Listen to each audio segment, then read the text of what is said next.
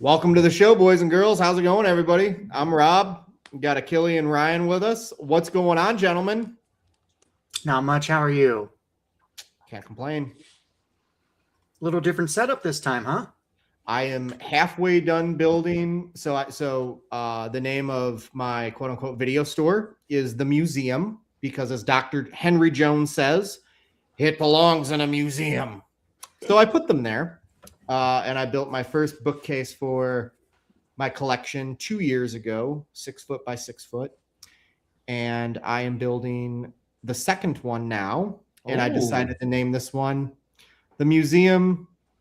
Here we go again, like as a tribute to Mamma Mia. Will your old soul be going in one of these museums? Like when I die? No. Oh, hopefully I have enough money where my physical media can just be buried with me. So the streamers can continue to not fuck me up the ass. But they're going to need a very big grave then. A super big grave. Yeah, it's a sickness, and I'm thoroughly okay with it because oftentimes I'll go, I feel like watching that movie. Oh, it's not on streaming. Oh yeah, that's right, I own it. Thank you very much. I am down with the sickness as well, as the kids say.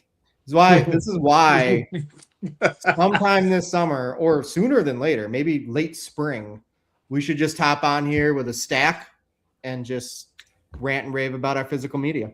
Maybe, or at least certain pieces. Yeah, certain pieces, fun stuff, specific pieces. Isn't all of it fun? I mean, well, yeah, there are plenty of just baseline copies of stuff that I have. Hey, I got Forrest Gump on DVD. So, yeah.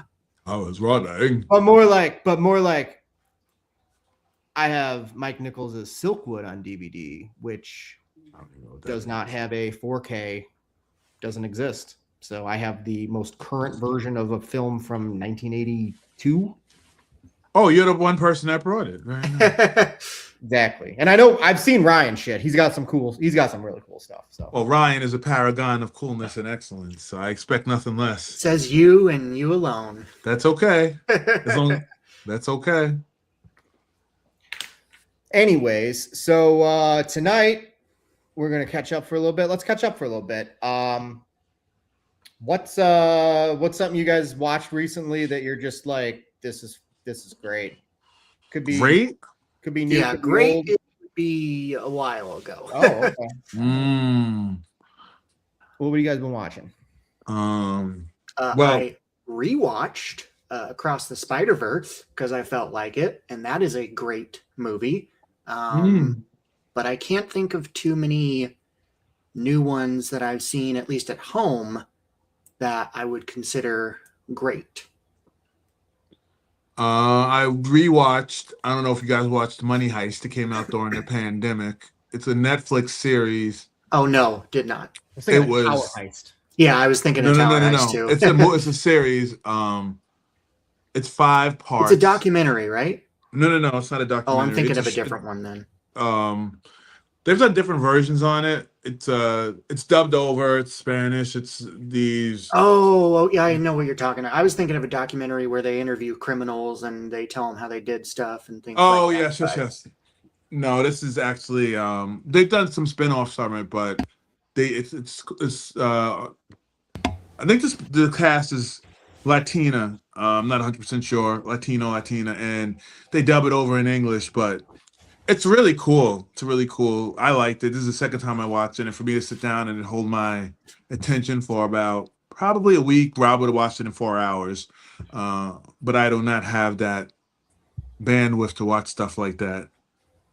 I rewatched that. I saw Lee Cronin's Mummy. Oh, I'm sorry. I thought it was a very good Evil Dead movie. Is that what it is, basically? That's a lot of what it is, because apparently, I don't know if Campia said it. I think Campia said it. So Lee Cronin directed the Evil Dead from a couple years ago called Evil Dead Rise. Yep. And then they got somebody else to do the new one that comes out later this year called Evil Dead Burns.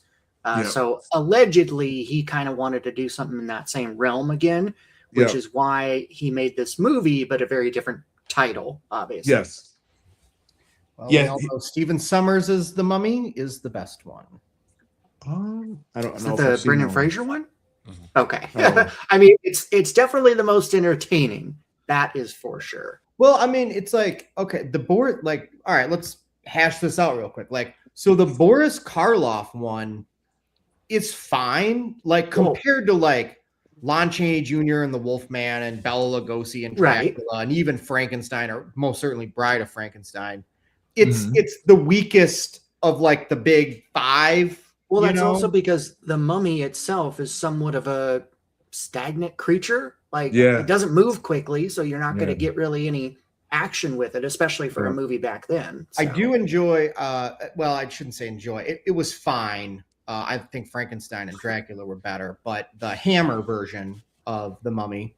I don't think I've seen any of those. Fine. Oh, I didn't know MC Hammer made a Yes, the mummy has very large pants in that version. massive pants because he had a massive dick. That's why. Not where I was but- going, but okay. The Stephen Summers one, it's like, hey, what if Indiana Jones met the Mummy? Oh, now we're cooking. Yeah. You know, and it makes it more palatable. Mm. And I never saw the Tom Cruise one. No offense. Yeah, it was fine. Think Top Gun with mummies. Tom But Cruise is far doing a lot. worse. Um, Which sucks because I really like the people in it. So What else did I see? Of course, I saw Devil Wears Prada too. I actually know what I saw that I liked. Crime 101 with Thor and Storm. I thought Crime 101 was pretty good. And I believe we discussed that on our last stream. Yeah. Or maybe did. it was No, we when did. We're done. But yeah. well, you and I saw. Well, I saw it opening weekend, and I know Ryan saw it. You saw I it. did see it because a friend wanted to see it. I wasn't planning on going on my own, but I got invited, and I'm not going to say no to going to a movie with a friend. So I'm never going to turn down an LA crime film. It's not Mm. going to happen. I'm always in. I'm Always trying to in. think. The last. So I just looked at my letterbox. The last thing. So like, I watch a lot of 4-star movies. Not to Mm. brag, but I do. The last two things I gave 4.5 stars to that were first time watches was Martin Scorsese's Silence. Finally got around to that. If you got the 3 hours, it's a experience, incredible. And 2022's Cha Cha Real Smooth. That was very like I knew I would like it, but I didn't think I was gonna like it as much as I did, and it was incredible. So. Let's see what else did I see this year. Mario. Super Mario Galaxy was interesting. I saw it with a friend and his little ones, and I liked it, but I liked it because of all the references. Yeah. So if you're not familiar with the Mario world or the Nintendo world, it may not be the thing for you then, especially the second one. Yeah. I'll watch it at home at some point. Maybe this year, maybe in 5 years, but that's how we roll. I've seen almost 200 films this year, and we're only in May. And me and Achilles Somebody's got a going lot of time over on their hand. Denzel gaps earlier, and it was like, Yeah. you'd think I'd have the time, but you know. Yeah. I just recently saw Highest to Lowest too. I know we're gonna talk about Denzel. Yeah. Him and Jeffrey, right? I always want to say David, right? Jeffrey, right? Right. Seeing the two of them on the screen and ASAP Rocky, this was a good movie. I think there's an argument to be made that Jeffrey Wright, I mean, don't get me wrong, there's a lot of great character actors, so it is a lengthy list, but Jeffrey Wright, he's definitely like somewhere in the top 50 for sure. Like he's just in so many great things as a supporting role. Probably for me, the first time where I'm like, oh, I wonder who that guy is, was Casino Royale. I can't really think of anything that I would have seen him in before that where I would have thought, oh, who's that? I think he has a small part in the first, not the first, sorry, Shaft with Samuel L. Jackson. The one from 2000. Yeah, I think he's in that briefly, but Okay. I wasn't really like, oh, I wonder who that is. Where in Casino Royale, his character was a little bit. He plays Felix more. Leiter. Yeah. Yeah, so Classic Bond character. I will take your word for it. That's for sure.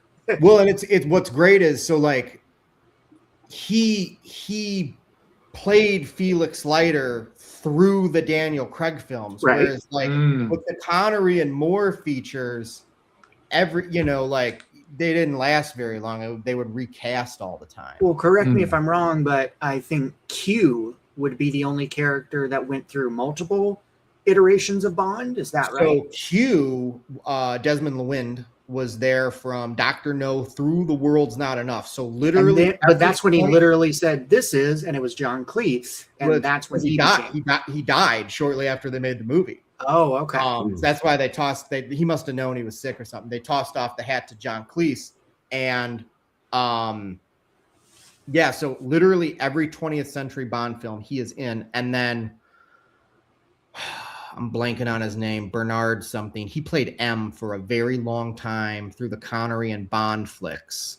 And yeah, I don't remember M as much during those. Right. And then Lois Maxwell played Ms. Moneypenny for quite a long time. But Judi Dench took M to a whole nother level. And like, I'm not just talking about Skyfall. I'm talking about all the Brosnan movies and blah, blah, blah. And like, when people think of M now, they just think of Judi Dench. I agree. At least that's the way it is for me. Right. Same.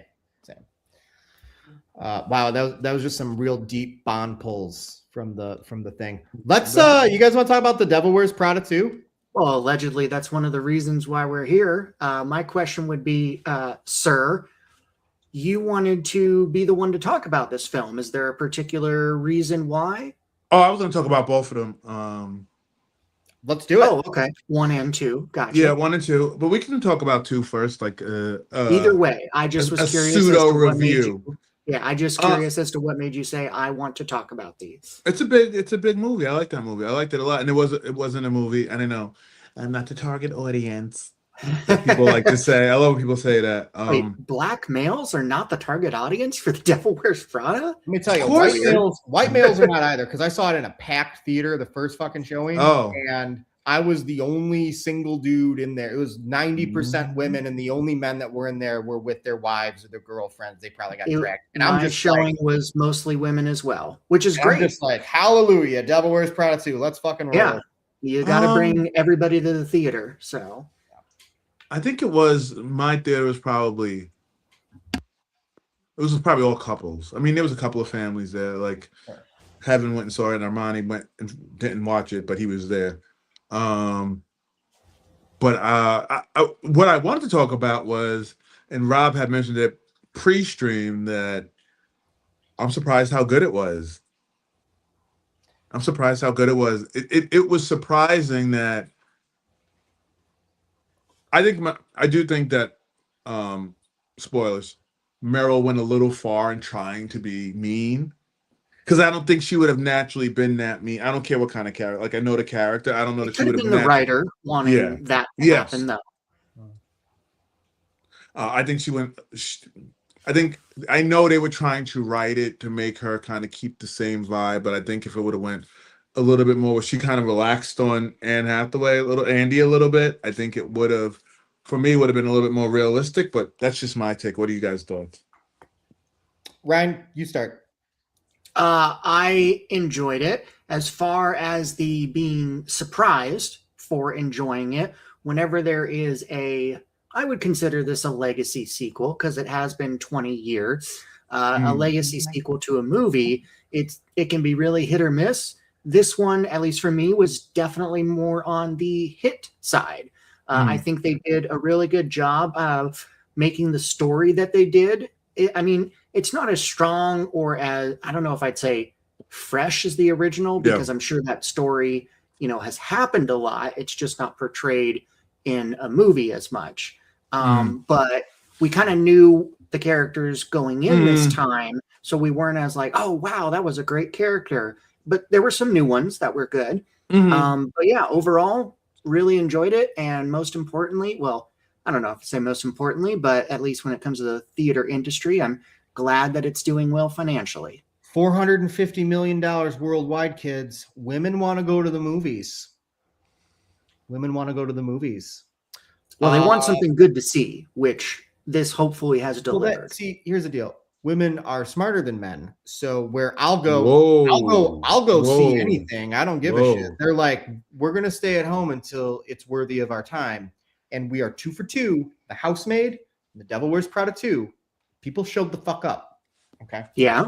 It's great. So here's what I'll say about The Devil Wears Prada 2. It's not that I was surprised that it was good, like, you know, so good. Like, it's that I was surprised at how deep it was. I thought that was more the surprising factor. I was like, wow, they're really doing commentary and commenting on you know, kind of conglomerates buying things out in the tech industry and all the, and it was like, oh wow, this is far more relevant to today's world, because you could have done a solid 3.5 out of 5-star legacy sequel that makes a lot of money. It's not bad. It's worthy of the talent's time. Okay.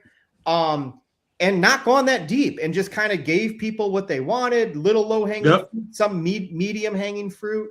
And it was like, no, they actually went for it and made a good movie, you know, not just like a sequel to The Devil Wears Prada, but it's a good movie. And I think Justin Theroux was like, in terms of new characters, you were talking about new characters. It's so great to see him, because I haven't seen him in a movie in a while. So I would consider his character mainly the comic relief in this, but yeah. And like, I'm not used to watching him do comedy. Right. So it's almost like when I watch John Hamm do comedy, it's like, oh, they're good. They can do it, you know. I will say, going off of that real quick, when I saw John Hamm in Bridesmaids and how funny it was, I was surprised. But now, because he's had so many comedic roles and so many times on SNL, I am no longer surprised on how funny he is. But yeah, exactly. And I off the top of my head, I can't name a bunch of things where I've seen Justin Theroux do comedy, so that's why it made it surprising to me. And Streep is Streep. Shout out to Meryl Streep. She's still the GOAT. And she just shows the fuck up. And I saw Mother Mary the night before I saw The Devil Wears Prada 2. So it was just like 2 new Anne Hathaway movies in a row. It's the year of Anne Hathaway. It's the year of Zendaya. I am here for it. The year of Zendaya. She has 43 movies coming out this year. I don't know if that's the final count. And you guys, I know Ryan's waiting to binge it. And Achille, you don't watch Euphoria, do you? I might watch it. He has kids. He probably shouldn't. The greatest thing on television, and it is like, this whole season is like Tarantino, 90s Scorsese, like some other things, and it's just like, oh my god, you know.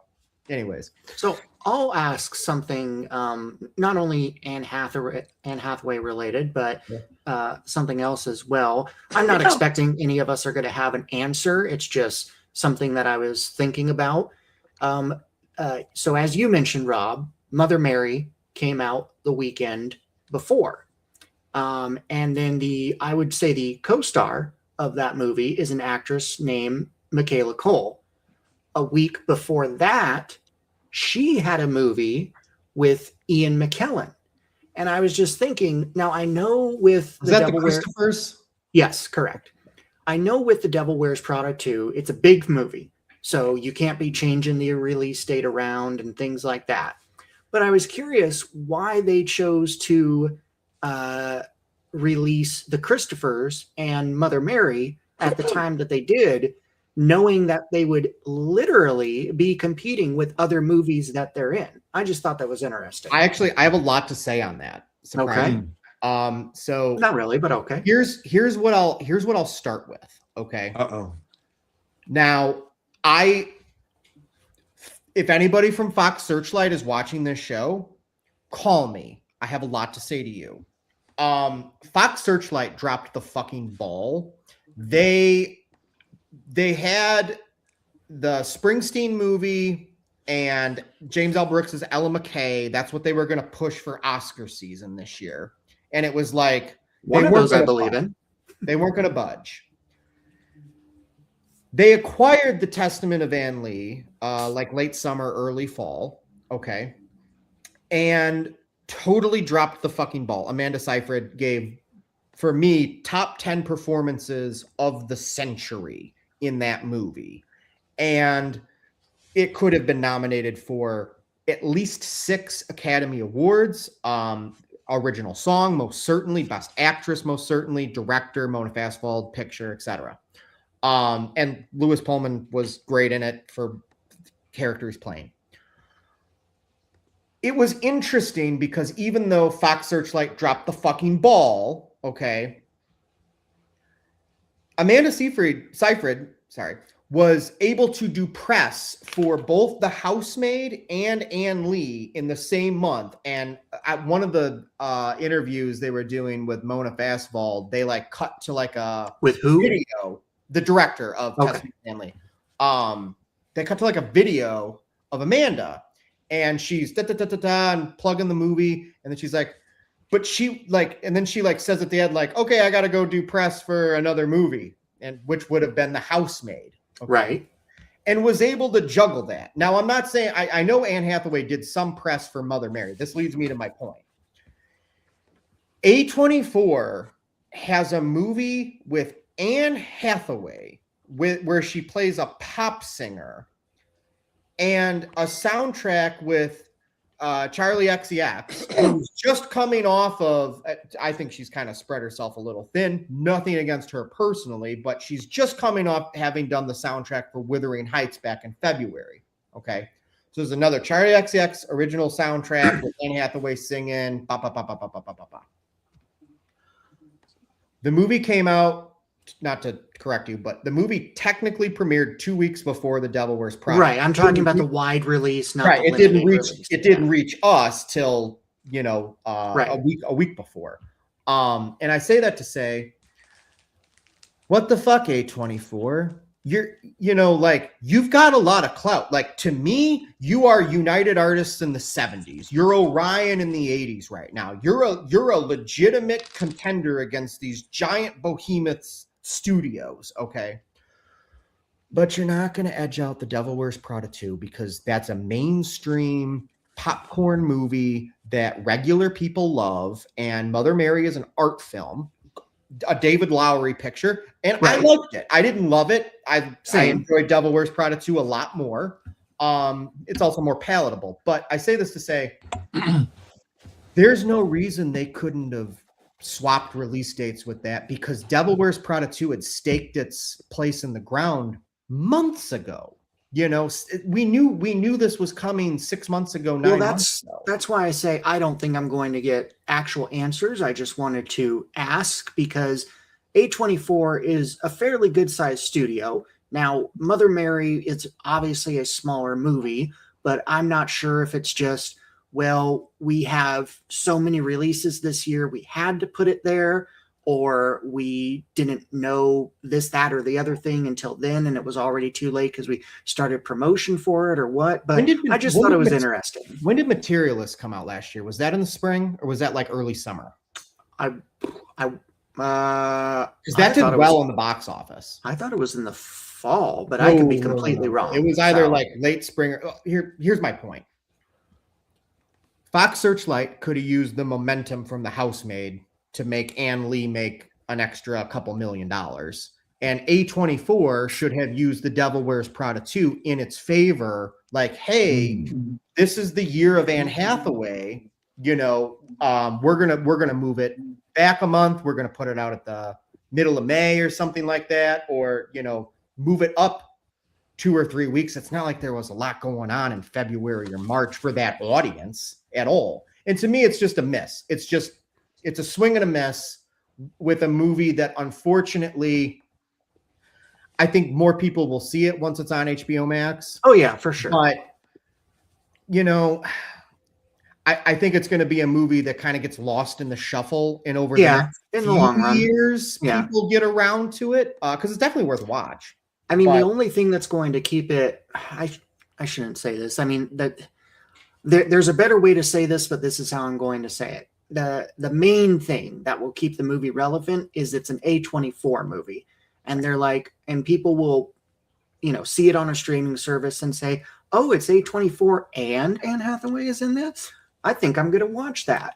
But if it wasn't for those two things, then I don't know why it would come back around.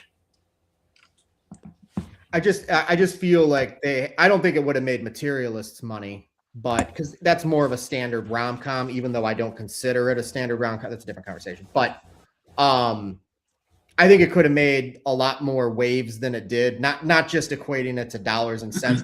And just to show you, I'm not all about dollars and cents. She was beautiful. Shout out to The Godfather. Anyways, have to get at least one in every show. it could have made a little more of a wave than it did, especially with the Charlie XCX thing. It's like, isn't she like super like popular right now? Like, I don't get it, you know. But at the same token, Wuthering Heights just kind of came and went.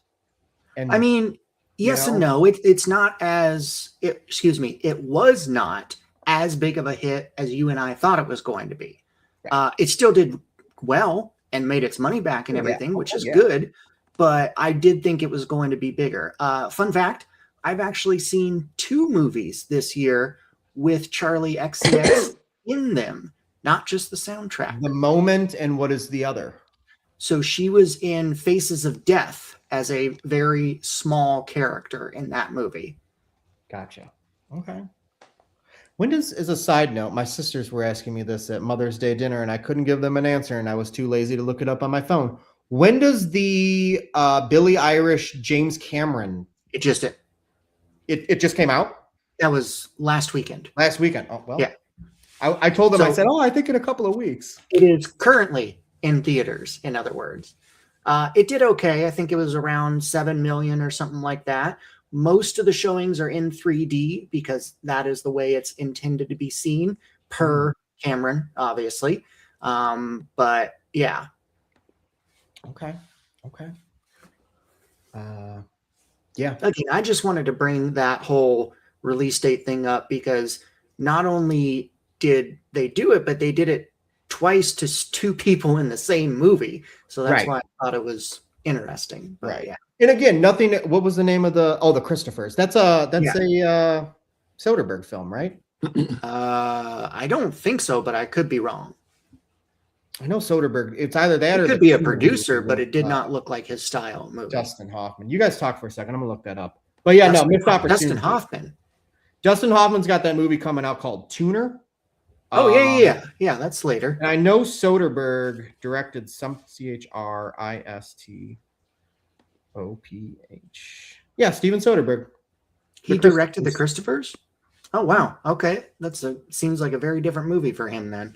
Dude, the guy, he makes movies. Like, yes, you would think he was like a contract studio director from like the 40s. It's just like every 6-9 months, there's another Steven Soderbergh movie, you know? But he keeps it small. He's not like, well, I have to build the Trojan horse or something. Right. Yeah. Well, it's good to get those too, but yeah. I'm not complaining. July 16th? 17th? Well, I mean, I'm sure it'll be out the 16th, but technically it's the 17th. Yeah. I have those days blocked off. Good luck finding me. I do not have any 70 millimeter theaters in my area. I know that you are getting one. Are they selling tickets for that specifically? Not yet. Okay. So there's some real dork stuff here. Word on the street is they're going to start building the screen around Memorial Day weekend. That's what I'm hearing. They want to have it ready to go by the end of June. All right. Well, hey, as long as it's ready by July 16th. And maybe we should talk. Maybe you should just fly out here for the weekend and we'll go. Well, that one won't work, unfortunately. But yes. Reason why I ask is obviously I'm getting it here, but it's just going to be regular IMAX and things like that. But tickets are not on sale for that. So I didn't know if that was the case there or not. They did put them on sale for the premiere. Well, last year they went on sale for any location that was doing 70 millimeters. So that's why I didn't know if yours already had it yet or not. No, it's not on the list, unfortunately. But as soon as my ears tell me to head towards the theater, I will fucking camp out. I don't give a shit. Let's do it. Let's go. Let's go, kids. One weird guy is here again. He knows he can buy this online, right? I don't know. Like, so as a side note, before we continue, and I apologize, Achille, but so like these are like my dreams of dreams. And you and I have very different dreams then. I have been thinking about this. Like when I got out of Crime 101, I was just like, man, like fucking Heat 2's right around the corner. It's gonna be insane. And I was just like sitting in the parking lot, and I'm just like, size is 6 by 9 inch. Oh, sorry. 6 by 9 inches. And, okay. And I'm like, man, it's just gonna be a bunch of like middle-aged white dudes basically hanging out in the parking lot. You know, not maybe one, more or less. And I'm just like, wouldn't it be great if we had a tailgate? And then no bullshit. Like 2 weeks ago on what I call film Twitter, which is a section of Twitter, somebody tweeted out and they're like, we should have like parking lot parties for Heat 2 and like we'll make friends, like lifelong friends. And it got 54,000 likes. And I'm like, I will make this happen. Like I will make a Facebook event if people still use Facebook. And like when Heat 2 comes out that weekend, bring your, electric grill and let's hang out in the Cinemark parking lot and grill some brats and make lifelong friends. But anyway, sorry, Achille. Dare to dream, as they say. Don't be sorry. You guys were doing your Vulcan mind meld over movies, which I like. What measurements are you looking up? You looking up what cubits are and stuff? You build an arc? I already built one out of paper mache, but I only used Menards paper bags. They do I don't sell know. paper bags. They do sell. Every store does, sir. We have to recycle because we're earth conscious now. So interestingly enough, I did watch an interview of the lady who Emily was modeled after. I don't know if you saw it. I'll send it to you guys. It was really interesting to see her and Lauren Weissenberg, the one who wrote Devil Wears Prada. The lady. Oh, I know what you're talking about. Yeah. Sorry. Yeah. I'm like, I thought continue. No. I was talking about the literary reference. I apologize. The literary reference. So the lady who Emily Blunt's character is based on, they were interviewing her because they've been doing a bunch of these interviews with they had the lady who, Meryl Streep's cat. Yeah, her. Well, allegedly that's Anna Wintour, right? Yeah. They were did you see they also did it? She presented with Anne at the Oscars. Yes. Oh, I didn't watch the Oscars. Conan's coming back. They just announced it today. Oh boy, he was good. He's always good. So there was a commercial with the two of them, with Anne and Meryl. Sorry, I always do that. Meryl Streep, when they were like on the elevator and they were kind of like being sassy to each other. I thought that was quite interesting and whimsical.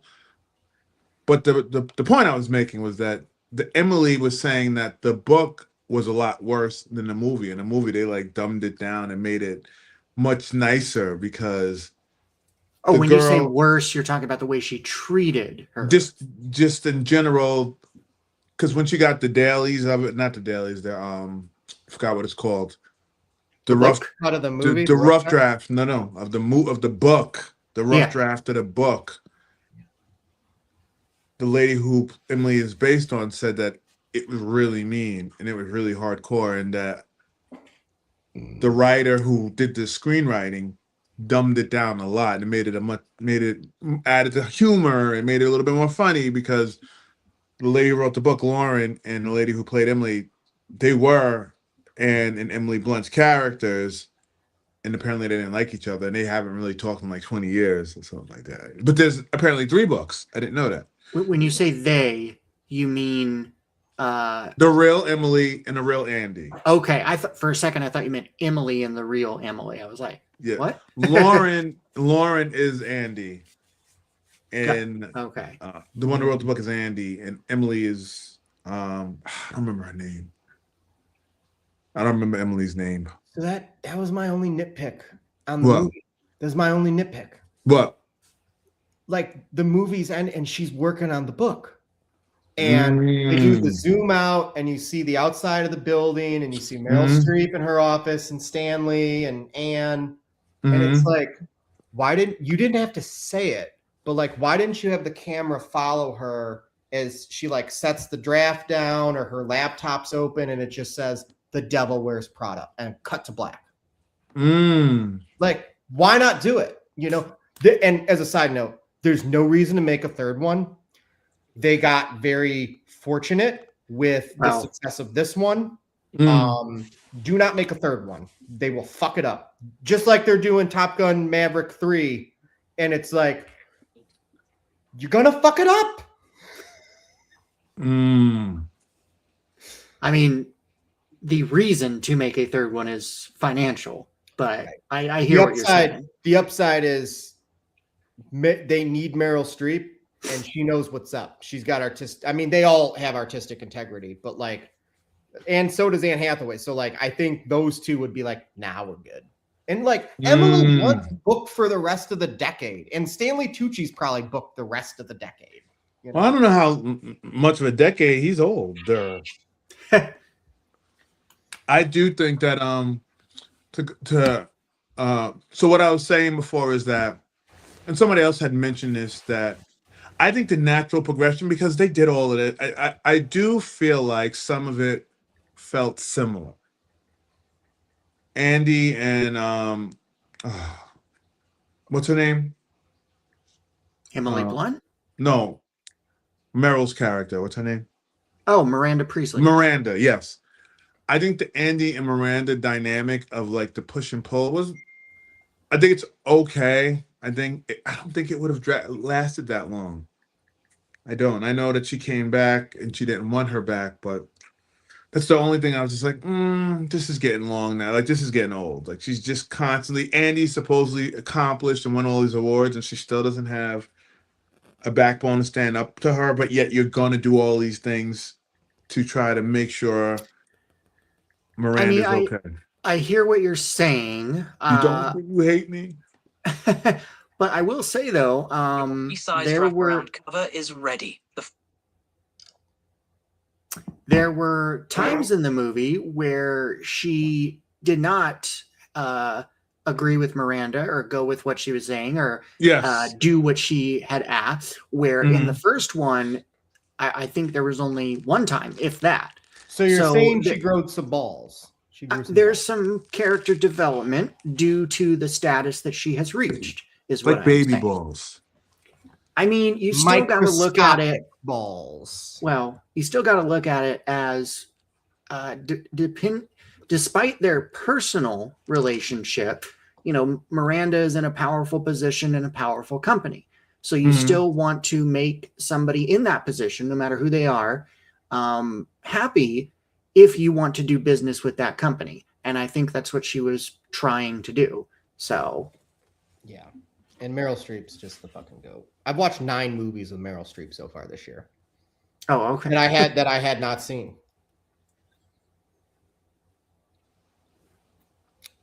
Any more thoughts on The Devil Wears Prada 2, Mr. Carter? No, I'm good. Me too. You guys want to talk a little other stuff before we get to Mr. Washington? Sure. Yeah, I have a question, and he's probably said it. I just do not recall, and I apologize. LMHC, let's make him chuckle. Is that what the acronym is there? It is licensed mental health counselor. Okay. Gotcha. I was trying to make a Joker correlation there, so.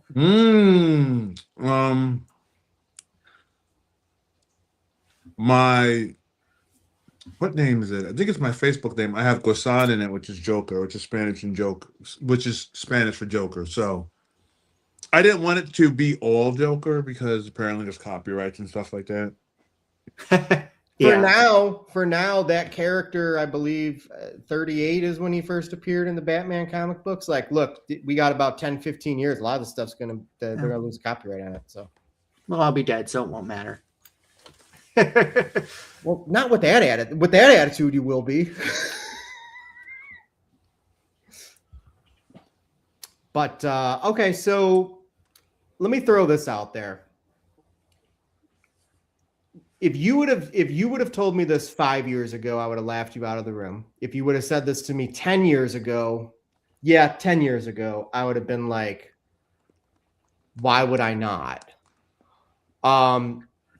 Daredevil season 2, the Disney Plus version of Daredevil, that the second season dropped about a month ago. And tonight there is a Punisher movie with John Bernthal premiering on Disney Plus. And massive fan. I watched the first season of the new Daredevil last year, or whatever, soft reboot, whatever you want to call it. Enjoyed most of it.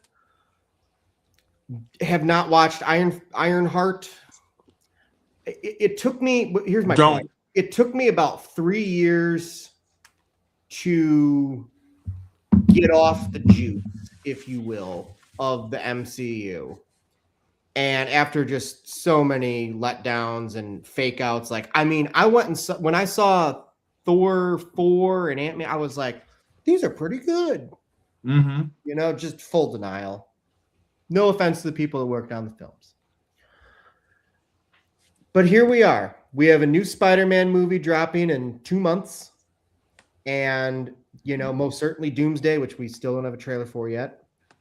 And I'm not surprised that I feel the way I do or I'm in the situation that I'm in, but I still think it's worth talking about because I know I'm one of millions where it's just like, okay, there's a new Spider-Man movie. Yeah, I'm going to see it opening weekend. Bet your ass. Yeah.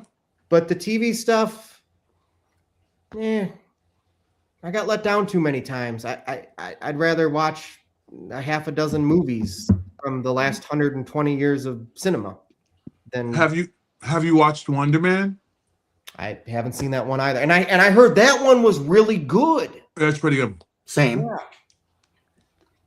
Yeah. I might have missed it. Is there a question, Rob, or were you just? Well, my sharing question that? to you guys is like, if you kind of think back 5 years ago and 10 years ago and whatever it be, just kind of go back in your mind, like the way you feel about superhero movies now, has it changed? Generate the cover. Has it varied at all from maybe how you felt about them 5 years ago or most certainly 10 years ago? Because like, just for reference, 2016, we had Captain America Civil War, you know, the third, it was X-Men Apocalypse, I believe, which wasn't great. But we're coming off of, you know, 2-3 years of like the MCU really becoming the MCU and just kind of all of it. And it just kind of took, I can speak for myself, a lot of my time for many years. And I'm at the point where it's just like, I don't really give it very much time at all, if any. And that's just due to mediocrity. How do you guys feel? Well, I would say most people probably feel that way, and it reflects in the financial success or lack of a lot of the products since 2020. That doesn't mean none of them have not been successful. There definitely have been some, but the percentage-wise is definitely less than it was before 2020. And you say, you know, you invested all the time into those things. Well, it felt like those things were worth your time then. Where now, because of the mediocrity, as you put it, and I'm sure many others would agree, it's more difficult to say, do I really want to sit down for 5 to 10 hours and watch this show or whatever it might be? I think that, and I know this is a different topic, but I think sometimes they're getting a little caught up in the minutia. So when you look at like DC doing Clayface, doing all these smaller characters, they're trying to expand it, but in order to expand it and keep moving forward, in order for it to move forward, I think they got to make it smaller because in order to bring like the X-Men in, you have to take the enormity of the MCU multiverse, make it one, do Secret Wars and all of that, kill everybody, and then start over. because I think it's too much. It's too big. There's too many things for people to keep up with.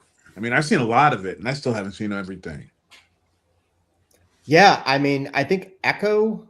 I remember I binge watched Echo, which I quite enjoyed, and then Daredevil. But yeah, I mean, I'm over it. Like I've moved past it, but it's so interesting because, The Devil Wears Prada 2, right now, as we sit, has been more successful than Superman from last year or Thunderbolts or the Fantastic Four. And it's like, this movie is going to end up making, probably $600-700 million. And the studios want to make money. They have to make a lot of money to offset the giant debts that they're all in. And it's like their cash cow for a long time. Again, so as was the Westerns of the 40s and 50s, but 60s and 70s, but yeah. Yeah, 60s and 70s too. Yeah, for sure. I just think it's interesting. It's just like, yeah. And to your point, I heard nothing but great things about Wonder Man. I've just lost it's like I've just lost interest, which is interesting. It's their job to get you interested in again. So if they make something that is good, then ideally that will be the thing to get you back in. But they have to keep making good things, which is why we were along for the ride for so long. Is because after, let's say, I don't know, 20 or 25 things they did, maybe one of them we felt meh about, where the others were all good to great. So and to going off, you just said two great things. For Ryan Gosling was saying exactly that when he was doing press for Project Hail Mary. And then also I look back and it's like, I like Guardians 2. Kurt Russell's in it. I love Kurt Russell. Is it the greatest movie ever made? No, but it's sandwiched in between, where it's just like, yeah, even though that one's maybe not a 5-star classic, right, you're still like drooling over it. Or Ant-Man and the Wasp, because of, whereas now like you get a diamond in the rough like Wonder Man, and I just kind of keep walking by. So that's really what's changed, But I'm looking forward to the Spider-Man and the Doomsday, and most certainly Clayface with a screenplay by Mike Flanagan. Like, absolutely. I do think that I don't know Clayface. That's good. Achille, that's a good thing. We don't know that much about Clayface. Yeah. Yeah, no, the parts of the trailer I saw look good. I guess Supergirl looks fine. I don't know. I think I don't want the DCU to become like so James Gunn is in every fingerprint. I mean, the good thing is that Batman 2 is coming out and all of that stuff, so I think that'll be a little bit of a break from the Gunnism of it all. I know people that can't stand Superman, the new one. They think it's terrible, and they're like, well, why are we waiting so long for Batman? And I mean, I think at the end of the day, he can only go so far from the linchpins. He can only go so far from Superman, go so far from Batman, go so far from, I guess, Wonder Woman. And then, if you want to do like the Flash, you're going to eventually have to bring a Joker in. I know people are like, oh, it's too much Joker, but again, you can't. Like, what are you going to end up with, a Sony verse where you have Spider-Man and all his enemies, but no Spider-Man? And then I think that loses some of the steam. But that's just my thoughts. But I do think there's a lot, to answer your question, Rob. I do think there's a lot. I do think that there are too many projects going on that they're trying to connect. And it's like, all right, well, if you lean your head this way and close one eye and, you pop yourself on it, you can see how they're connected. It's just like, I'm interested to see what they do with Doomsday. I think, are you guys looking forward to Doomsday? Here's what I'll say. I will be forward to see an actual trailer. Okay. Yeah, Ryan. Yeah, I echo Ryan's point. Here's what I'm saying. Here's what I'll say about Doomsday. There are, and by golly, there's going to be a lot of people in that movie. There are about at least a half a dozen for sure, if not maybe even 10. actors that their work outside of the MCU, I have a massive respect for. So just to see them on screen, like, take my money. Like, I really hope Scarlet Witch shows up because I think Elizabeth Olsen's awesome. And Scarlet Witch, looking back at the MCU, for me, is one of the more interesting characters. Same with Vision. And there's supposedly a Vision Quest show coming out. Yeah. Be Still My Heart, my man Chris Evans. Yes, I am drooling to see Captain America come back, Mr. Steve Rogers. Well, hold on. In Two different things. In some shape or form. But like outside of that, I'm sure there's going to be some cool like, whoo, and it's like, it's like your first time getting high. It's fun, and then it's like the 100th time you've gotten high. It's like, I'm just getting high. When that train went by in Infinity War, and there's Steve Rogers, and he's got the beard. The way that crowd erupted is the same way I erupted watching it for the 10th time last year when I did our Cap rewatch for our show.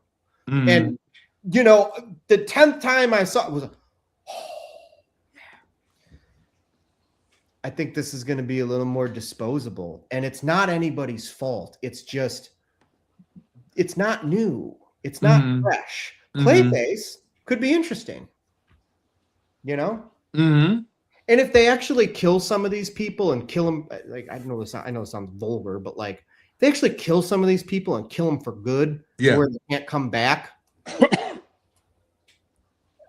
I think it'll have a better payoff. Like, I don't want anything bad to happen to Paul Rudd, but like, kill Scott Lang, cut his head off, squash him like an ant. Like, was that a double entendre? No, but squash him like an ant. Thor, break his arms off or something, and it's like, watch him bleed out, and then it's like, oh, all right, this is new, this is fresh. I think some characters will be no more. I doubt it will be in the fashions in which you just described, but I'm exaggerating just to kind of make the point of like, they got to do something to really kind of shake it up a little bit. Yeah. Anyways, you guys got any more thoughts on the superhero genre? Nothing at the moment. Okay. No. Anything else you gentlemen want to talk about before we get to one of the goatiest goats of all the goats? Denzel, let's do it. Let's fucking roll. Let's unpack it. Achille, you since you're a few years older than us, you've gotten to spend more time with Denzel than we have. So share to us maybe your first experience watching a Denzel Washington movie, like when you fell in love with him, some sort of a memory of Denzel. Oh man. I saw Fallen, I think probably before I saw Glory. Oh, okay. But the first time I saw him was Hill Street Blues. Yeah. It's a TV show he used to be on, and I was going to say, I think that was a show. Yeah, okay. Yeah, it was a TV show. And that's did he have a major role on there, or was it a? From what I remember, yes. I know he was a doctor, I believe. Was it reoccurring or just a couple episodes? No, it was reoccurring. It was a series. I don't know how. I don't remember. I was little. I was probably like 8, 9, maybe. So I don't remember all of it, but I know I saw him on Hill Street, and I was like, "Oh wow!" But when did he start resonating with me? Well, I was just like, "Oh, I really like him." Probably. I mean, I've seen Glory, but nothing stood out. And I'm not saying that it was a bad movie. Just not like when I was young, so nothing stood out to me. I think the first time I saw him that it stood out.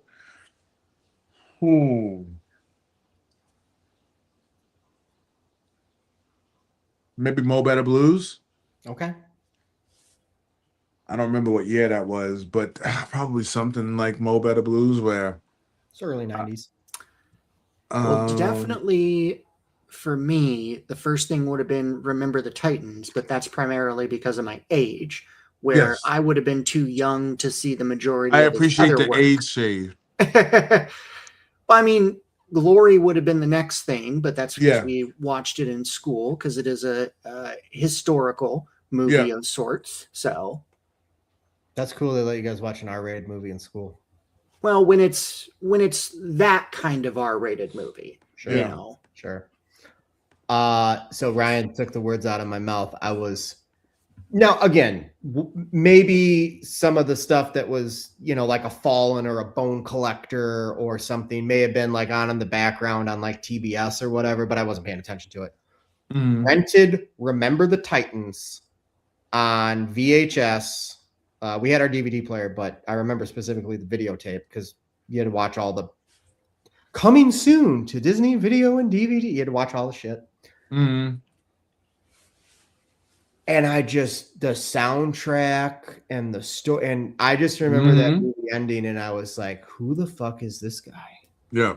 And again, Ryan Gosling did the Mickey Mouse Club, but like that was also a massive breakthrough movie for Ryan Gosling's young career and a vast array of others. But I mean, I would argue Young Hercules, but sure. sure. But my point is like after that movie. Now I didn't see Training Day when it first came out because again it's rated R. Yeah. I actually saw John Q before I saw Training Day. I would have seen that shortly after sometime in my teens as well. So and John That's Q crazy. is one of my 100 favorite movies of all time just because like of my age and was like I'd never seen anything like this and it was so different and Yeah. I've seen it many times. I say all that to say like I was off to the races and watched Fallen and the Bone Collector on TV, edited for television. Mhm. that's unfortunate. And then rented. I mean, like, I was looking at my Letterboxd and I'm like, 3.5 stars for Malcolm X. What are you crazy? Yeah. I saw it one time when I was like 13, and like probably half of it went right over my head, But then like, so I was reading this to Achille again. Like he's got a lot of really good runs, but this was just one that I specifically screenshotted. This is 1999 through 2007. The Hurricane, Remember the Titans, Training Day, John Q, Antoine Fisher, Out of Time, which I saw in the theater, Man on Fire, The Manchurian Candidate, which I saw in theater, Inside Man, Deja Vu, which I saw in the theater, American Gangster, The Great Debaters. And he did an insane amount of incredible work before that. And he's done an insane amount of incredible work after that. Yeah, so let's talk about Denzel Washington. Ryan, what are some of your favorite Denzel movies? All of them. Well, without a doubt, my favorite Denzel movie is Training Day. His best performance might be Malcolm X, but that's just because he has so long in that movie to be that character. But yeah, I enjoy Training Day the most out of his movies for sure. One that I really like that doesn't get brought up as much is Crimson Tide with him and Gene Hackman on a submarine. That's on my list. That's on my list there. That's a really good one too. And then his regular shoot 'em ups like Out of Time, Man on Fire. His Tony Scott and Antoine Fuqua movies. Like he works so well with those directors. Yes, for sure. Equalizer and stuff like that. Those are just fun. So, or at least they are to me. So they're a blast. As a side note, I still have not seen Crimson Tide. It's really good. I've seen like 65% of his movies, but I got some gaps. You will love it because of him and Gene Hackman, and then there's some other people in there where you're like, oh, it's so and so. Yeah, for sure. While Achilles away, I'll just shout out. These are the 6 that I wrote down because I was like, we'll try to get like a group top 5. But these were the 6 I wrote down. Malcolm X, John Q, Training Day. I have a massive soft spot for Man on Fire. I was just the right age, right time. This is like So it's 2004. So like I'm gonna paint a picture real quick. I saw The Deer Hunter in the summer of 2005 when I was allowed to now watch R-rated movies, and I went on a De Niro binge. As a side note for all you young cinephiles out there, here's what you don't do. You got to spread it out a little bit more. I did the Godfather movies in March, okay, and then like April, May, like I'm still in school and shit. And then here's what I did June and July. I did Serpico, Dog Day Afternoon, and Justice for All, Scent of a Woman, Taxi Driver, The Deer Hunter, Raging Bull, King of Comedy, Goodfellas, Mean Streets. And I think it really fucked me up for like a year. Like that's way too much shit to watch in like 60 days. For the first time. You want some variety. I am told it is the spice of life. But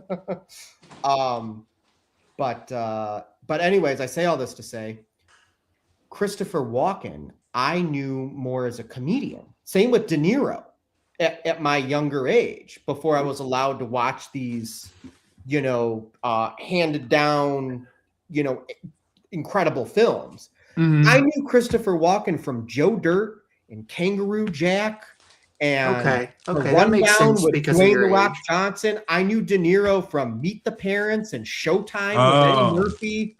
That's what I knew about these guys. Yeah. So when I'm watching Man on Fire, I'm like, why is Christopher Walken like this? Because I'm used to him being like the fun, funny guy. Mm-hmm.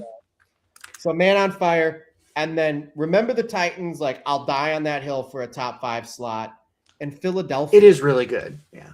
Philadelphia it's one of my favorite movies ever. And Denzel is he's so great with Tom Hanks. Like I don't know how else to describe it. It's just great. Oh, I will say I also really like Flight as well. I thought that was good. Keep your hands off the merch. John Goodman, scene stealer in that film. When he's got the duffel bag with all the drugs in it, when they come to the hotel. Mm-hmm. My top 5 is 13 movies, but that's okay. I'll say the ones I listed first. I like Book of Eli. I put all of the Equalizer series together, all of them together into That's one. Fair. First one's the best, though. Yes, yeah. Malcolm X, because I had read the book, and when I watched it, it was to see like the Black struggle, and I don't expect you guys to be like, oh yeah, the Black struggle. I know, like, so it probably means something different, but learning about him, learning about Martin Luther King, and learning about like his struggles and the parts of his life that they don't talk about, like when he accepted the other Muslim people and he was like peaceful, and then they were like, oh no, we need you to be a disruptor. But what I really liked about Malcolm X was his speeches and watching the speeches. Yes, for sure. And Denzel looks so much like him, it's wild. Yeah. Same when he played the Hurricane, when he played Hurricane Carter. Yeah, Reuben Carter, sir. Reuben Carter. Yeah, Carter. I gotta say, and I don't know if this is a popular opinion or not, I liked him better before the conversion. Malcolm X, that is. I think the way he was going, things might have actually got done. But oh well. As a random side note, Denzel has been in a handful of remakes that are really, really good. Who's Denzel? That just crossed my mind. Sorry, continue. I have Malcolm X and Hurricane even because I think he got nominated back to back. I don't think both of those were against Russell. Well, maybe one was against Pacino, one was against Russell Crowe. So Malcolm X was against Pacino. Denzel should have won the Oscar, but it was literally, and Ryan knows this, I talk about it all the time. It was Pacino's time. Is that even top 5 Pacino performances? No. It's a good movie, And darn you, legacy Oscars. But like So, or and then career 99, Oscars, however you wanna 99 he was up phrase for them. the Hurricane. Who won that year? Kevin Spacey for American Beauty. That's the Harvey Weinstein effect. And then he was up against Russell Crowe, but he beat Russell Crowe when he was up One against, year, and I think he lost to Russell Crowe 1 year. well, right, because Russell Crowe won for A Beautiful Mind, 2001. What was he up against? Was he up against? So he was up against Hurricane. Denzel beat him. I think it was Gladiator. He beat him for it, and then the next year Russell Crowe won, or it was the opposite. One of the two. Yeah, because I remember them showing Russell Crowe's face being pissed off, and which is interesting because the two movies they've done together have been awesome. Oh, they're great. They work great together. Yeah, and it's American Gangster and what else? Virtuosity. Which I've not seen. Oh, that's right. Yeah. I think Yeah. Denzel. So up until Roman J. Israel Esquire, I've seen every Denzel movie opening weekend. Damn. But after that, it was kind of just like it just became too hard and too much because. Well, and it's also like, to be fair, Macbeth was like, Yeah, it was I think, Apple, yeah. super limited release, dumped on Apple, and then Highest to Lowest, I think, had a super limited release. And you watched it on a plane, and I watched it because I got a free month of Apple, which I got to remember to cancel. Yeah. Training Day for a long time was my favorite movie, my number one. Guess what usurped it? Flight. No, It's not a Denzel. movie. It's not a Denzel movie. I'm sorry. Your I thought you favorite were. movie. My favorite movie of all time. Can you give And us it's a a- genre? Really? Well, because I'm thinking horror. No, not horror. Oh, it's not horror. Okay. Well, the Joker The Dark movie with Knight. Joaquin Phoenix. The Dark Knight. The Dark Knight. Knight. Okay, yeah. Yes. Yeah, that makes sense then. That's usurped, and I used to have them 1-2 for a long time. Then I just like because I used to watch Trent. I go by movies I can watch over and over again, and not a lot of. I could watch most Denzel movies over and over again, but I can't watch all of them over and over That again. one's got the depth to it. Yeah. Like, again, I saw Out of Time with him and Eva Mendes opening weekend. Had a great time. Me too. Is it one that's like that rewarding on the fifth watch? Probably not. But Training Day over the course of 20 years, 5 watches of that for sure. Oh yes. Oh no, I have to look at Eva Mendes. That's horrible. American Gangster, Philadelphia, and then I have kind of lumped together Crimson Tide, The Preacher's Wife, which he was really good in, and Remember the Titans. Whitney Houston was surprisingly very good too. I'm surprised they kept her sober enough. Well, that's what I was just gonna say. Like, was this during a clean period of her life? Like, is this during the Bobby Brown years? I don't It was know. like the mid-90s, right? Don't know if I'd refer to that as the clean period, but I know what you're saying. I don't know if that was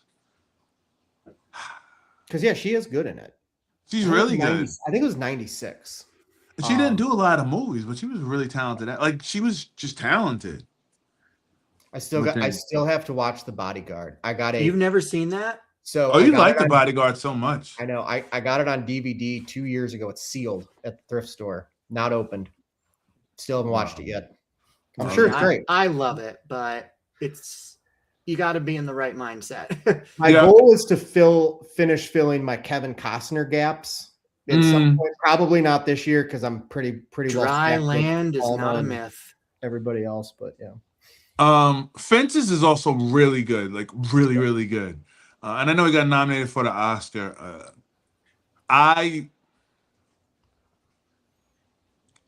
Viola was going toe to toe with him the whole movie. She deserved to win the Oscar. She's great, yeah. She deserved to win the Oscar. I didn't see the movie with Ben Affleck's brother. I know it's Casey. I just want to call him Ben Affleck's brother to be rude. What's that movie? Wasn't that By the River? Down by the River? What was the movie with Casey Manchester Affleck? by the Sea. Yeah, that one. Manchester by the Sea. Yeah, because Casey won that year. That's right. Casey I Affleck thought won. you said they did a movie together. Right, No. that's what I was He beat. confused No, I about, was saying yeah. he beat Denzel. Have you seen Well- Manchester by the Sea? No. I've seen it twice, which says a lot about me I don't know how you watch that one twice, but okay. Exactly. Well, the scene, I won't say why. The scene in the police station when he goes for the gun, just incredible work. Just incredible. And it's Michelle Williams, right? Yes. The blonde chick. Oh my gosh. Just 10 out of 10 incredible work. You know what it is? I think it's easy to go through his catalog and find movies that aren't as good, but I don't think there's a movie that, and I'm not saying this because we all know I love Denzel. I don't think there's a movie that I can say he's been in that I was like, he was bad in. Oh, never. No, absolutely. I agree. Like The Little Things. I didn't like the movie, but I liked him in it. Yes. The one he did with Jared Leto. Yeah. And Rami Malek or something like that, right? That's right. He was Rami Malek, yeah. Justice for Rami Malek. Like, he's a good actor, and for whatever reason, after Bohemian Rhapsody, like, he's just. I saw him in Nuremberg last year. Speaking of Russell Crowe, The Amateur was good too. Was that it? The Amateur? Was that the one where his wife was killed? You're right. I didn't see that one because it just looks so generic, but I heard good things actually. So I liked it. I might eventually see it. Like you said, out of time, Antoine Fisher. I love the movies he directed. Antoine Fisher's really good. The Great Debaters is really good. Well, so you brought this up when you were talking about Viola Davis and Fences. And yes, one of the great qualities of Denzel is he knows how it's almost like, so I think about this when I think of Antoine Fisher. Denzel is so good that he does his thing. Yep. But it's almost like he's doing his thing to boost Derek Luke up and make Derek Luke even better in the movie. And he does the same thing in Fences with Viola Davis. He's incredible, but he just gives all of this. He pushes all of this energy to make Viola Davis. I mean, again, she's one of the greatest of all time, but like even bigger. And it's a gift that very few actors have. And a lot of and even the ones that have that gift oftentimes don't do it because they want to be the star. Yep. They want to be the one that gets, and again, nothing against them. Like, if you're a big movie star, I would have an ego too, but like, he's really good at giving that. Yeah. But that's what you're supposed to do when you're, but I think as an actor, he's a good teammate. Like, you don't really see, some of his movies aren't great, but I don't see a movie where like he's not trying. Even what's Ashton Kutcher's wife's name in A Book of Eli? Mila Kunis. She's really good in that. Like, and she I has almost like Demi Moore. That's how far my brain went back. That's his other wife. But when you have that, like the Taking a Pelham, I don't know if you saw the Taking a Pelham 1, 2, 3 with Travolta. Speaking of remakes, I love the original. Mm-hmm. The remake's also great. I'll have to try the remake someday because I did see the original and I thought it was really good. So, dude, Walter Matthau. Oh yeah. So like, I grew up watching him in The Odd Couple and Grumpy Old Men, and was like, oh, he's a great comedian, dude. That guy can fucking do it. He's he's like Gumby. You can mold him into anything. I lied. The first movie I saw him in, well, no, it was Mo Better Blues in Glory, because I didn't realize. All right, so St. Elsewhere was 82 to 88. Cry Freedom. I don't think I've watched that. I have it though. Power, is that the one when he's in England? He's Biko. I remember. I haven't seen that one. I haven't seen all of that one. I haven't seen Power. I have seen Ricochet. Was a movie where it was just crazy. I was like, "What's going on?" That's another one. I got it on DVD recently. I've not seen it, but I know John Lithgow's in it, and John Lithgow usually plays a cool villain, so I'm interested. And Carbon Copy was the first movie of his. That was 81. Carbon Copy. I haven't heard of that one. It's 1981. It's old. So I was 3 when it came out. I was 3 plus negative 10. But Carbon Copy, it's an interesting movie, and it's one of those like him figuring himself out. I think he was adopted by a white family. I can't remember off the top of my head because I haven't watched him so long. Okay. But that was a really good movie. I'm just looking through this. Here's a movie that's not very good. Denzel Washington's good in it, but this is before he was like Denzel. I mean, he'd already won for Glory, so I shouldn't say this, but like he's still not quite like Denzel, like as we know now. The Pelican Brief with Julia Roberts. That movie's fine. It's not very good, but I liked it. You know. I saw it in the movie theaters. I liked it. Is that a John Grisham book? Yeah. That's the John Grisham era where like the Firm's getting made and like all the John Grisham adaptations. Yeah.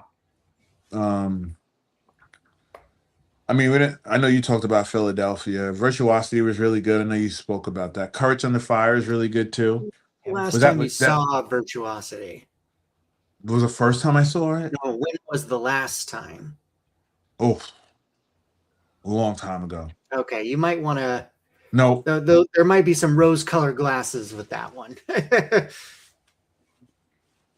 So you're saying it's not like a top 3 if you got some Denzel gaps to go for that one. Okay, gotcha. No. Oh yeah.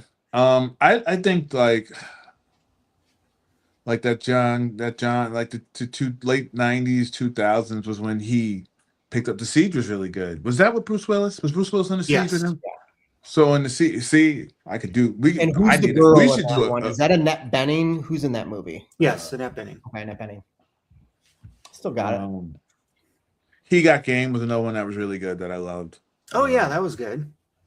And to see him, because he really did play basketball, so a lot of that stuff is him and Ray Allen were really playing one-on-one, and he scored like 2 points. So when he was running around after he scored, Ray Allen got pissed off and then didn't let him score again. But because he was supposed to get shut, well, from what Spike Lee said, he was supposed to get shut out, and Denzel was like, no. So they just were filmed like they were just playing, and he just kept going with it. What Inside Man year too. Was Malcolm X? 92. Okay, never mind then. Oh yeah, Inside Man. That is definitely in my top 5. Inside Man. That was 2006.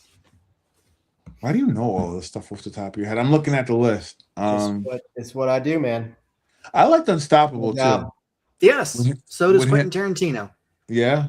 What's that? What movie? Unstoppable. Dude, I just watched it for the first time. So when Margaret, I think she talked about this when she was on this channel the first time.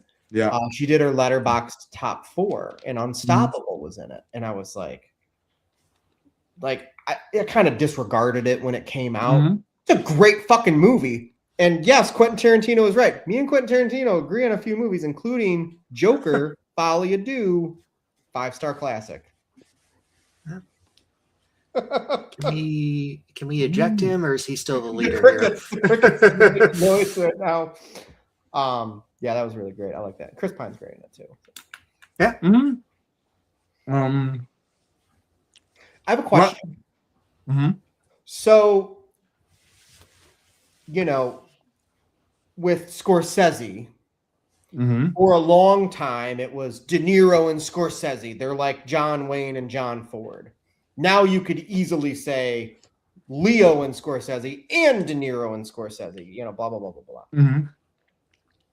I haven't seen all of Spike Lee's films with Denzel, but I feel for a long time people would say, Spike and Denzel are like, Marty and De Niro, or John Ford, John Wayne, or John Huston, Humphrey Bogart, or whoever, right? Yeah. I don't think Tony Scott and Antoine Fuqua get the credit that they should get, and they should be in that conversation, that there are 3 directors that Denzel has worked with over and over again. Rest in peace, Tony Scott. He's been gone for a while. But, they bring it. They bring it. To me, he has a handful of directors that he can just make movies with that work and work well.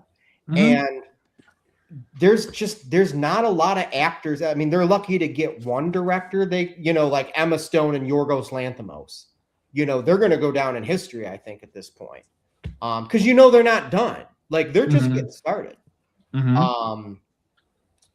Jennifer Lawrence did 3 pictures in a row with David O. Russell, but I think with Denzel, he kind of really is fortunate in the fact that there are multiple directors that he can return to and make good stuff, quality stuff. Well, I'm excited that he will allegedly be in the next Black Panther movie, which hopefully means he will do another movie with Ryan Coogler after that. Dude, I'm getting so excited right now. Just those words in that order. Like, yeah, he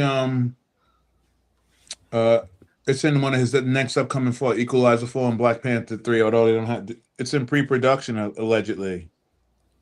Black well, I Panther know 3. Coogler's rounding out. Did you guys see? I'm blanking on the female lead. Somebody and Steve Buscemi got cast in the X-Files thing that Coogler's working on right now. I know he's working on this X-Files thing, and then I think he's ready to go back to the MCU. Well, Black Panther 3 is in pre-production. Right. And I'm interested to see what.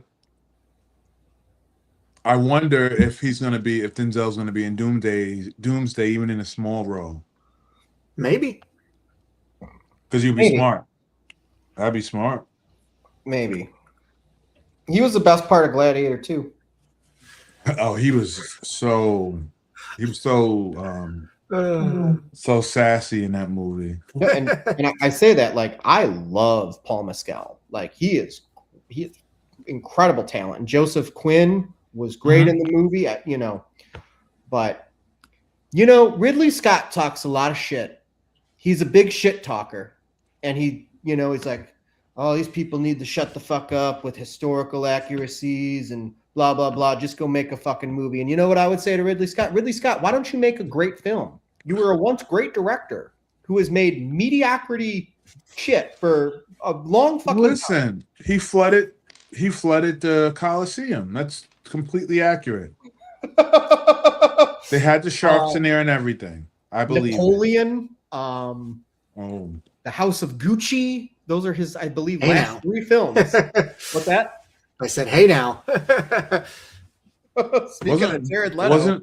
Wasn't Gaga in House of Gucci? Heck yeah. Gaga was in Gucci. And, I don't know if we're doing spoilers, but yeah, another movie that we talked about here. Oh, go ahead. Oh, she has a brief cameo as herself. Oh, yeah, and The Devil Wears Prada too. Right. Correct. And I can see his face. Why am I blanking on his name? Played Han Solo and Princess Leia's son. Adam Driver. Oh, Adam Driver. Okay. Is in Gucci. You mean Ben Solo? But his better role as an Italian person in the last decade was Ferrari. When he played Ferrari in Michael Mann's masterpiece that for some reason most people don't like. I don't understand why. F1? No, Ferrari. Came out in 23. I see what you did there. Right? You see? Let's see. So will we be giving a finite list? In other words, I said my number 1 would be Training Day. All right. So what are the other 2 number 1s? So we got 5 slots. All right. So I think Training Day is an automatic. It's in, right? Yeah. Well, we all agree on that. It's in the top 5. We just can't decide yet where. So, and Malcolm X is in the top 5, or at least for Joker and I, it is. I would agree. I like I said, I wrote 6 down. So Malcolm X Training Day. I know me and Ryan probably would feel this way. What about you, Joker? Remember the Titans?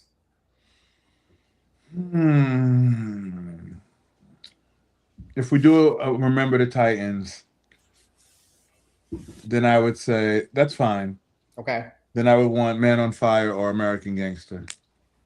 I'd go with Man on Fire out of those 2. I concur because that's on my top 5. So we got 1 slot left.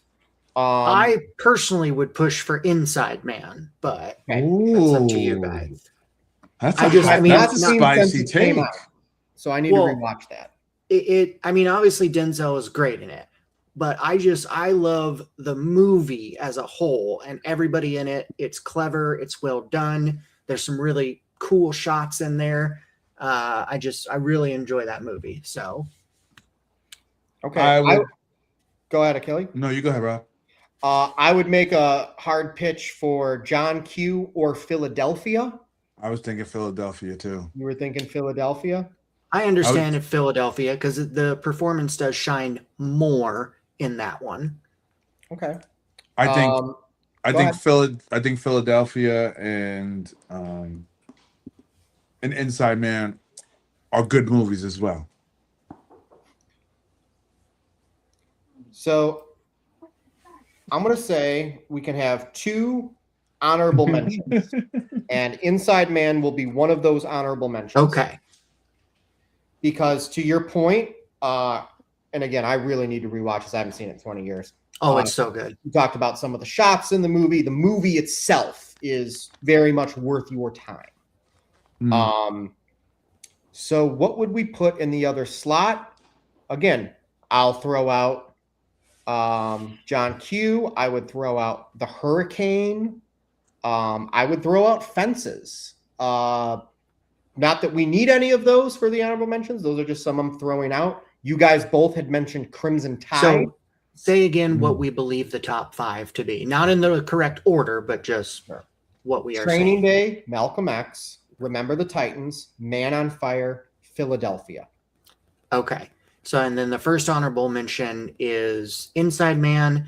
And what did you say are contenders for the next honorable mention? I threw out 3 that so John Q, The Hurricane, and even Fences is maybe more of like representation for more current work. Or, better yet, better than Fences, Flight. Joker, what say you for the next honorable mention? Or is it not one of those at all? Yeah. No, I'm thinking. You can swerve. I like John Q as a dad more than I like Flight, but I don't think John Q is a better movie. Sure. I think Flight is a different role for Denzel. Sure. And Robert Zemeckis directed Flight. So it's kind of got that, nothing against Nick Cassavetes, who also directed The Notebook, which I love. But it's kind of got that, just like Spike Lee directed Inside Man, I believe, right? Yeah. Yep.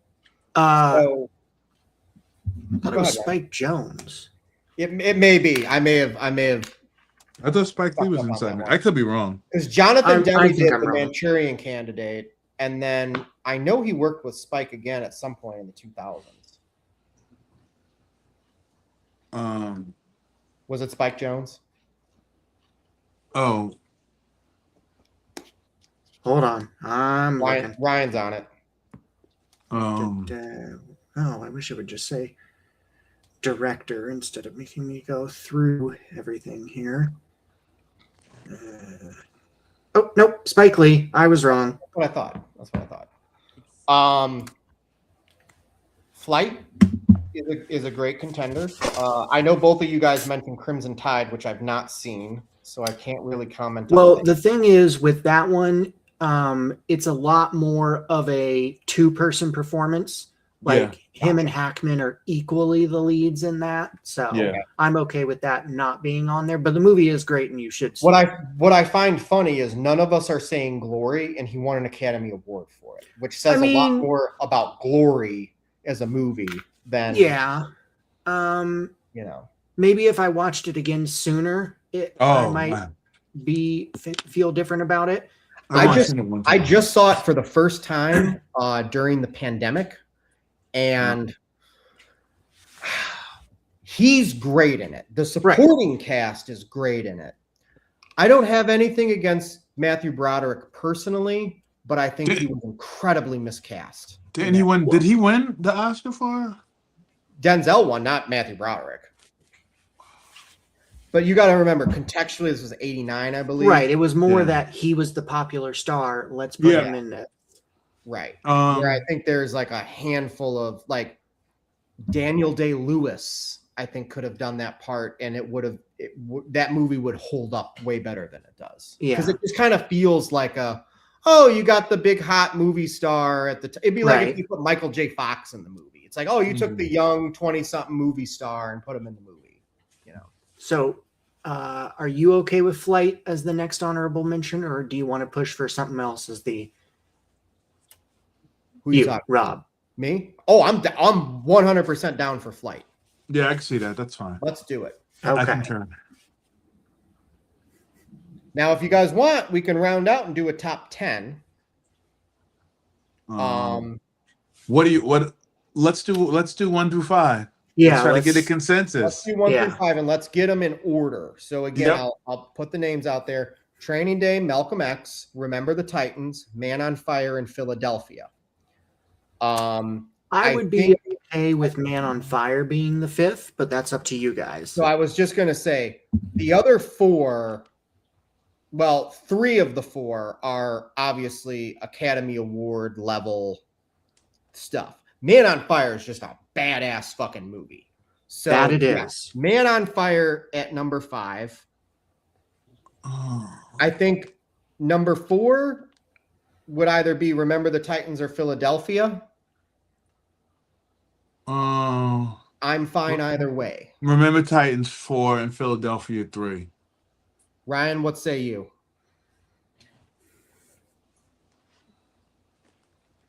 Yeah, I'm good with that. I agree. So Philadelphia at 3, Remember the Titans at 4. Would you guys agree Training Day 1 or Malcolm X 1? I mean, performance alone, kind of what I said earlier, Malcolm X probably number 1, even though, again, Training Day is my favorite of his. I understand why it probably should be Malcolm X. Yeah. Okay. Malcolm X at 1, Training Day at 2. So that's our top 5. I say fuck it. Let's go ahead and fill out 8, 9, and 10. Should be pretty easy based on our conversation so far. And then we'll have the top 10 Denzel movies. We've already got 1 through 5 ranked. And then we're counting 6 and 7 as the 2 honorable mentions, right? Right. So Okay. we basically got to come up with 3 more to have a top 10. Inside Man and Flight are the 2 we've got so far. I mean, I really like Hurricane? The Bone Collector, but Hurricane should definitely be on there somewhere. Can we get John Q in that top 10? Absolutely. Okay. Hurricane 8. Love The Bone Collector. Have not seen that in a very long time. I get that one and Fallen mixed up a lot. Is John Goodman in Fallen? I think so, because I don't recall him in The Bone Collector.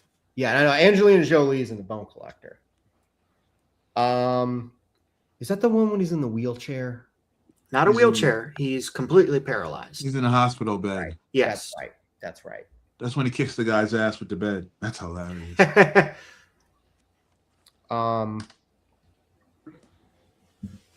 Okay, so we have we only need 1 more.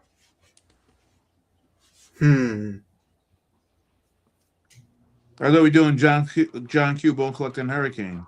Oh, so we're doing Bone Collector. Then we got the top 10. I mean, that was just the one I was throwing out. We didn't have to agree, but unless somebody has another one they'd rather put in the top 10. I think that works because that's one of his like more fun movies, and we have Man on Fire in the top 5 is one of his more like fun movies, and the Hurricane is definitely, that was an Oscar nominated role. So I think that covers like more, so like Fences and all that kind, like Hurricane is the representation for some of that kind of stuff. Does that make sense? Yes. So I'm good with that list. That's a good list, but let's go ahead and order 6 through 10. So you can put Bone Collector last. Right. So okay, so 10, Bone Collector's at another 10. And then I would say John Q at 9. Okay. Hurricane at 8.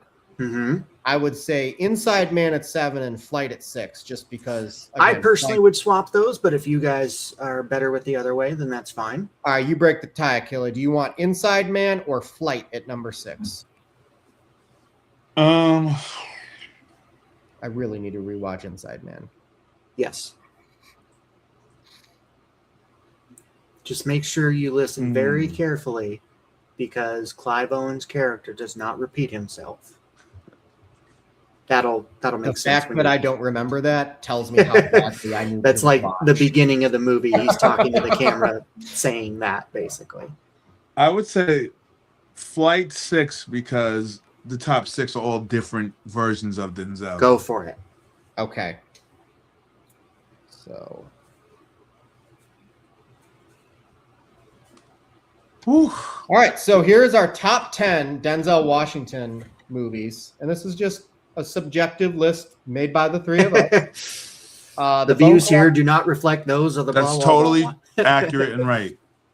Number 10 is The Bone Collector. Number 9 is John Q. Number 8 is The Hurricane. Number 7 is Inside Man. Number 6 is Flight. Number 5 is Philadelphia. Or number 5 is Man on Fire. Number 4 is Remember the Titans. Number 3 is Philadelphia. Number 2 is Training Day. Number 1 is Malcolm X. Yep. He's one of the greatest good actors movies. of all time. That is Absolutely. an incredible list. And we're all leaving out also, like, I haven't seen Ricochet. I haven't seen He Got Game. So, I don't know how I would feel about it. Both of you guys had mentioned Crimson Tide. Yeah, Crimson Tide's a I'd great say movie. of the ones that you haven't seen, at least as far as I recall during this broadcast, probably Crimson Tide should be the next one. I think it's the best of the ones you haven't seen. Sure. That was fun, and that actually went a lot quicker than I thought it would. But that's really good. Well, That's we're a all really very good one. agreeable. So Yes. Yeah. I really want to do this with Harrison Ford at some point this year. I've been trying to finish up his Wonder why. filmography. Denzel's on my list up as well. I'm trying to think. No, I'm just trying to think of how many movies of his that I've seen. Outside of Dr. Jones and Han Solo. I've seen those. Well, I haven't seen all Indiana Jones movies. Well, let me ask you this, I can name Joker. one. Have you seen the original Blade Runner? Maybe a long time ago. That would be like number one to see, aside from his, major roles as Han Solo and Indiana I like Jones. U.S. Marshals too. Was that it? Oh, Or yeah. Marshals? Well, that's just Tommy Lee Jones. So The Fugitive. No, yeah, the The Fugitive is Fugitive. what you're The thinking Fugitive. of. But U.S. Marshals is a Sequel. spiritual sequel? No, it's I a mean, sequel. it is a Tommy Lee direct. Jones Yeah, plays no, the it's a same direct character. sequel. And to, Joe Pantoliano's in it in yeah. the sequel as well. Downey's in the sequel. Yep. He's not Joe- in the Fugitive. Oh, he's All right, he's the bad guy. Let me just name you the run. I don't even have to look this up. So minus Indiana Jones and Star Wars, Mm-hmm. which I have nothing against. Like those would definitely fall in the top 10 Ford. You have Blade Runner, Witness, The Mosquito Coast, Frantic, Working Girl, Patriot Games, Regarding Henry, Clear and Present Danger, the remake of Sabrina, Random Hearts, which I've not seen, 6 Days, 7 Nights, What Lies Beneath, which is an incredible That movie's awesome. movie. We got to do that for movies and mental health. What Lies Beneath? Dude, Be Still My Heart. The Ford Man and Michelle Pfeiffer and Robert Zemeckis. Let's fucking go. Do you guys, I know Ryan knows this. Achille, did you know? So Robert Zemeckis, I didn't know this till recently. Robert Zemeckis shot the first half hour of Castaway with Tom Hanks. And then they stopped production for like 6 months so Tom Hanks could lose a bunch of weight. And grow the beard. And grow the beard. And he took the same crew that was working on Castaway. They went and shot What Lies Beneath. And then he went back and they finished filming Castaway. Crazy. Commitment. And then like the 2000s, you get like K-19, The Widowmaker, Hollywood Homicide, which is all right. Firewall with Paul Bettany. That was fun. And things kind of trickle off from there. I will say 1923, all fucking day, the Taylor Sheridan show with him and Helen Mirren. Oh, okay. I'm like, You skipped his best movie. Uh-oh. Captain Fugitive? America. Nope, What Captain movie? America. Captain America, Brave New World. You know what's really funny is that back in the 80s, Harrison Ford and William Hurt were up against each other in a lot of roles. And I just think it's so interesting that he took over for William Hurt after his passing. Like, that's so interesting. But yeah, definitely want to do the Harrison Ford conversation at some point. Okay. Is there any actor that you would like to do at some point, Achille? We just did. Oh, another one. There's a lot. There's a lot of actors out there. Oh, my bad.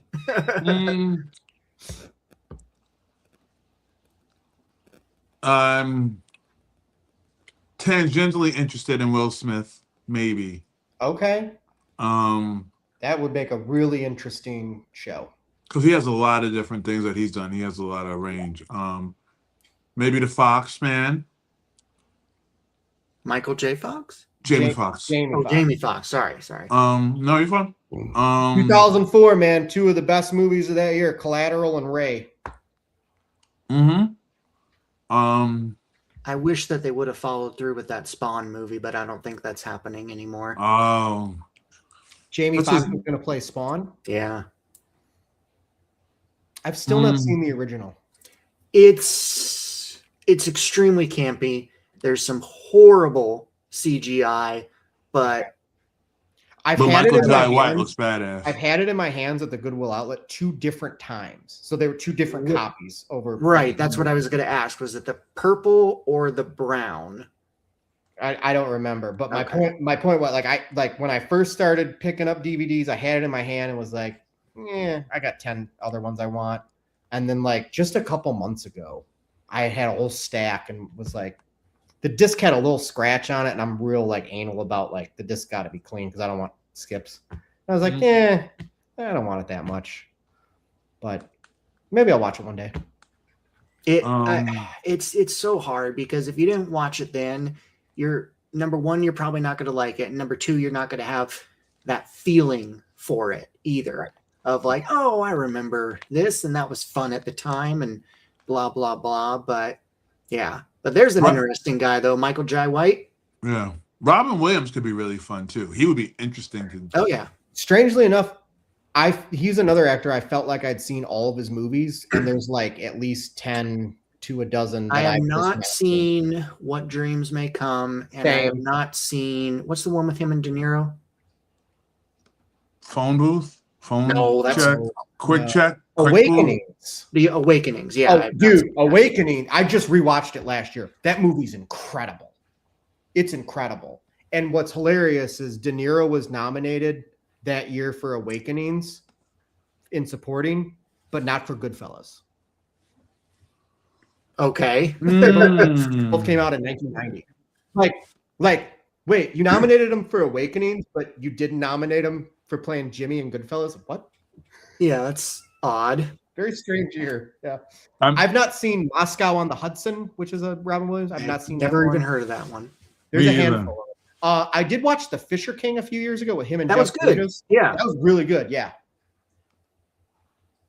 But then you get like the 90s run I've seen. Like what's the movie? There's a movie he did when he worked in like a photo booth. 1 hour photo. 1 hour photo. I thought you said that's a good movie. Booth. In other words, Colin Farrell and I wasn't thinking about that movie. Yes, I wasn't thinking about that movie though. I was trying to remember. I just got Phone Booth last week on DVD because it's one. I liked it. It's a fun movie. It's fun, and it would be fun to show my nephew and be like, "This is what a relic looks like. This is Phone Booth." Joel Schumacher, you know. We could do De Niro versus Pacino. I think that would be super fun. I'm ready right now. No. Let's go 4 hours. Yeah, no. That would be, Nope. All right. I got to bugger off in a couple of minutes, so I'm going to do my announcements. Uh-oh. New book of poetry will be out next month, probably. Not the Man You Want Me to Be is the title. Why don't we?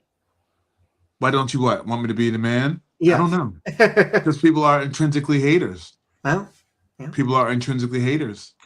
Sir Joker Network, LMHC, will be launching probably mid-May. Rob will be on. But my first guest is going to be Rachel. She designed the logo. Okay. So she's coming back. And then we will have some fun. might reformat Everyday Experts to something like talks with Joker or something like that. Something a little. Still going to be an interview show. Still going to be fun and dynamic. But that's what I have. And Ryan White's going to come on. He's going to be on in one of the first episodes because he loves being interviewed one-to-one. Because I'm an expert in everything. You'll have to wait and see. Movies. Yeah. Well, I don't know if I'd say expert, but knowledgeable. You're an expert at movies. It depends.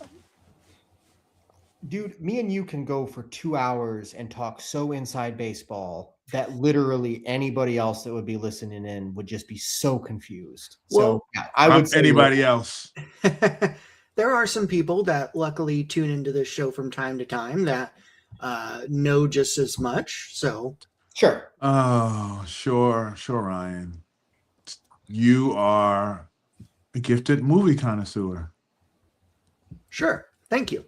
see, Ryan won't get Letterboxd, and I understand his reasonings for not getting Letterboxd. But I all the time I wish he had one because I want to know who's seen more movies, me or Ryan. And I think Ryan might have me beat by like 250 movies, and they're like 25 of like the all-time greats that I still haven't seen, and then like a lot of horror movies that I haven't seen. Well, so see, that's the thing. I probably have you beat right now. However, that is for a couple reasons. Number one, I've been watching on a consistent basis longer than you. Number two, some of the things I choose are much easier to get through, such as the horror movies. And most of them are going to be movies that a lot of people just wouldn't care about. And I totally understand why. But what I will say is, at the rate you are going, you will absolutely surpass me in the next year or so. So for the listeners and for Achille as well, let me remind people, I watched I was also obsessed with television as a child. Like I can tell you what was on every channel and every time slot for the first 15 years of my life. But when I hit that's super normal. When I hit 18, 19, the Netflix DVD binging movies that would binging TV shows that would come in my mailbox, Private Practice, Grey's Anatomy. And then I kind of lost the 2010s to television streaming and prestige television shows on Netflix and things like that, and had a music career for, and again, it's like, how many music documentaries have I watched 50 times? So those are like the missing years. But I made a decision a handful of years ago and was like, fuck it, I can't do television anymore. We're going back to cinema. It does take up a lot more time. It does. Although I am watching Euphoria and quite enjoy it. Well, yeah. I like it. Gentlemen, this has been a pleasure. We always say we should do this more often, and then 4 months goes by. So Mr. White's very busy. Yes, that's why. Very busy. But with Mr. Carter's new channel, I think we can make it happen sooner than later. We can. We'll be launching soon. So inquiring minds want to know. All right, everybody. Let's take off for the night, and you guys all take it easy, and we'll see you next time. Bye. Later.